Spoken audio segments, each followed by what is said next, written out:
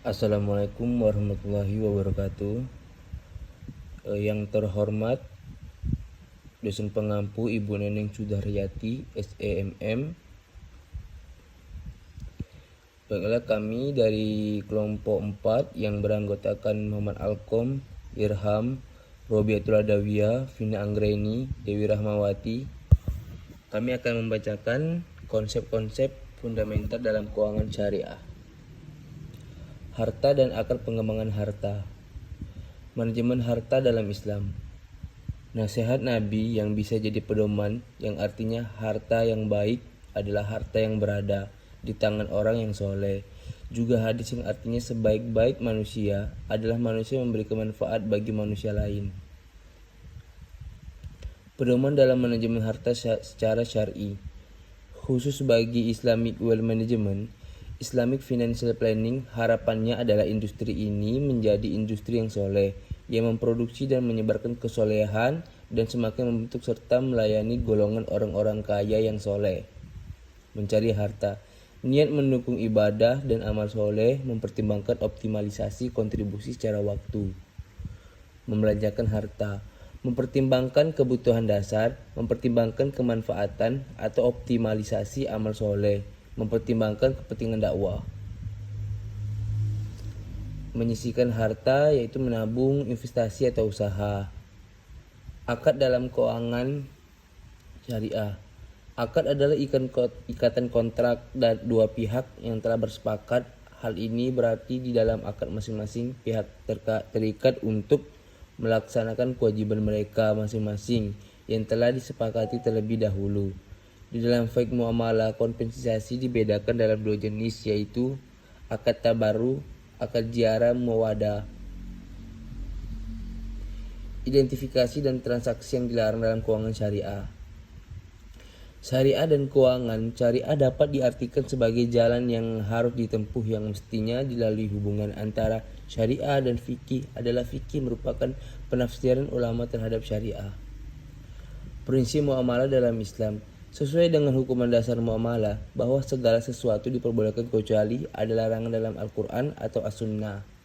Penyebab suatu transaksi dilarang karena faktor-faktor sebagai berikut. Haram zatnya atau haram li zatihi, haram selain zatnya atau haram digahiri, tidak sah lengkap akadnya. Penyebab larangan suatu transaksi atau aktivitas dapat disebarkan sebagai berikut. Haram zatnya berarti zat barang yang ditransaksikan adalah haram, haram selain zatnya.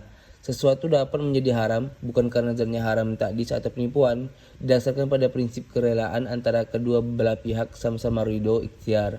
Rekayasa pasar dalam supply terjadi bila seorang produsen atau penjual mengambil keuntungan di atas keuntungan normal, buy najasi.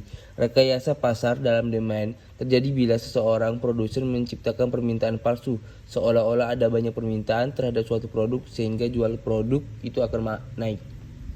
Transaksi yang termasuk melanggar prinsip LA tazlimuna wala tuzlamun. Yang pertama tagrir atau gharar, yang kedua riba, yang ketiga masyir, yang keempat isyuah. Riba dan implikasinya dalam keuangan syariah. Mengapa riba dilarang? Islam menganggap riba sebagai satu unsur buruk yang merusak masyarakat secara ekonomi, sosial maupun moral. Oleh karena itu Al-Quran melarang umat Islam memakan riba. Sejarah riba. Para ulama fikih mulai membicarakan tentang riba. Jika memecahkan berbagai macam persoalan muamalah, banyak ayat-ayat Al-Quran membicarakan riba sesuai dengan periode larangan sampai akhirnya datang larangan secara tegas pada akhirnya periode penetapan hukum riba. Pengertian bunga dan riba. Bunga dan riba keduanya banyak makna tambahan atau kelebihan. Namun di sini terdapat sistem yang berbeda. Bunga bank sistemnya untuk membantu masyarakat, sedangkan riba sistemnya mengandalkan untuk pribadi alias rentenir. Jenis-jenis riba dan hukumnya. 1. Riba nasiyah adalah kelebihan atas piutang yang diberikan orang yang berutang kepada pemilik modal ketika waktu yang disepakati waktu jatuh tempo. Riba fadli adalah riba ini hanya berlaku dalam timbangan atau takaran harta yang jenisnya bukan terhadap nilai harta. Gambaran terjadinya riba. Ayat-ayat yang melarang riba dengan lebih jelas Quran surah Al-Baqarah 275 sampai 279, Quran surah An-Nisa 161, Quran Surah Ar-Rum 39. Riba dan masalah keuangan. Pandangan Islam tentang uang. Pandangan Islam tentang nilai waktu uang. Cara-cara pengembangan uang yang tidak mengandung riba. Efek pengenaan riba pada pertumbuhan ekonomi. Bank sama dengan riba. Riba secara umum terdapat benang merah yang menegaskan bahwa riba adalah pengambilan tambahan baik dalam transaksi jual beli maupun pinjam meminjam secara batil atau bertentangan dengan prinsip muamalah dalam Islam. Contoh kasus, pertanggal 1 Mei 2012 Bapak Johannes membuka deposit sebesar 10 juta. Jangka waktu 1 bulan dengan tingkat bunga 9%. PA berapa bunga banyak diperoleh pada saat itu tempo? Bunga harian pokok dana kali sehari dalam sebulan kali bunga per hari 1 tahun. Bunga yang dapat diperoleh Bapak Johannes adalah 10 juta kali 31 hari kali 9%, 365 hari, Rp 76.438. Time value of money versus economic value of time dalam keuangan syariah. Karakteristik keuangan syariah. Perkembangan industri, perbankan, dan keuangan syariah di Indonesia dalam satu dasawarsa. Belakangan ini mengalami kemajuan yang sangat pesat seperti perbankan syariah, asuransi syariah, pasar modal syariah, reksadana syariah, obligasi syariah, pegadaian syariah, leasing syariah, baitul mal tamwin atau BMT. Konsep time value of money dan cost of capital. Time value of money dilatar belakangi oleh adanya anggapan hilangnya pemilik modal akan biaya kesempatan atau opportunity cost pada saat dia meminjamkan uang kepada pihak lain. Kritik atas konsep time value of money. Alasan pertama tidak dapat diterima karena tidak lengkap kondisinya. Dalam setiap perekonomian selalu ada keadaan inflasi dan deflasi. Alasan mengenai ketidakpastian return dalam usaha. Dalam ekonomi konvensional, penerapan time value of money tidak senaif yang dibayangkan, misalnya dengan mengabaikan ketidakpastian return yang akan diterima. Konsep ekonomi value of time. Apakah benar jika dianggap bahwa dosa ribu adalah akibat teori time value of money? Padahal kebanyakan apa yang disebut Al-Quran dan Bible tentang riba tampaknya menyangkut kegiatan yang mengambil keuntungan dari kaum fakir miskin. Oleh karena itu ada hal yang harus dijelaskan tentang teori time of value of money dalam kaitannya dengan permasalahan riba dalam pandangan Islam dan teori ekonomi. Economic value of time dan teori akad dalam Islam. Akad tabaru. Akad tabaru yang artinya kebaikan adalah segala macam perjanjian yang menyangkut transaksi nirlaba atau transaksi tidak mengambil untung. Akad tijarah berarti perdagangan, aktivasi, mencari untung adalah segala macam perjanjian yang menyangkut for profit transaction. Gharar dan ketidakpastian uncertainty dalam keuangan syariah. Proses pemilihan keputusan.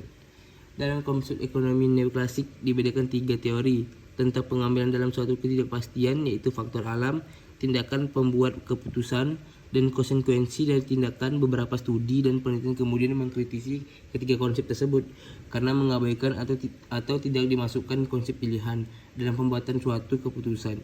Padahal menurut Knight, seorang ahli ekonomi, proses pemilihan merupakan hal penting dalam suatu ketidakpastian investasi. Risiko pasif dan risiko responsif. Risiko bisnis dapat dibedakan ke dalam 2 jenis. Pertama, risiko pasif, risiko tidak terkontrol seperti game of chance yang hanya mengandalkan keberuntungan. Kedua, risiko responsif atau risiko terkontrol atau disebut game of skill yang memungkinkan adanya distribusi probabilitas hasil keluaran dengan hubungan kausalitas yang logis. Untuk itu, suatu risiko diperbolehkan untuk mengembangkan dan memajukan pertumbuhan dan perkembangan ekonomi.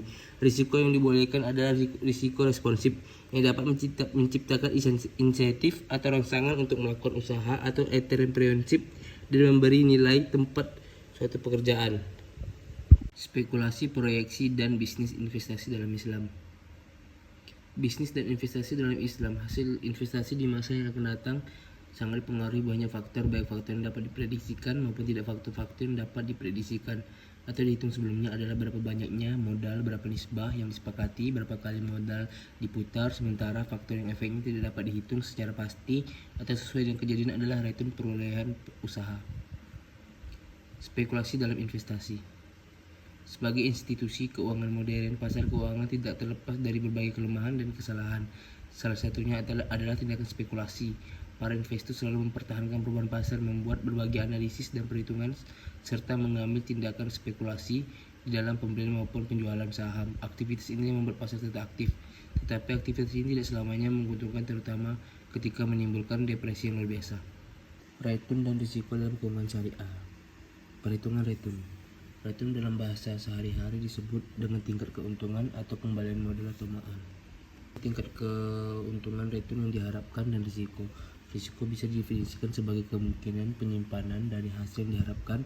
Untuk mengoperasionalkan definisi tersebut, kita bisa menggunakan standar deviasi yang menghitung dispersi penyimpanan dari hasil yang diharapkan, dan memiliki standar deviasi kita gunakan untuk mengukur risiko. Semakin besar standar deviasi tingkat keuntungan satu aset, semakin tinggi risiko aset tersebut. Sekian dari kelompok 4. Assalamualaikum warahmatullahi wabarakatuh.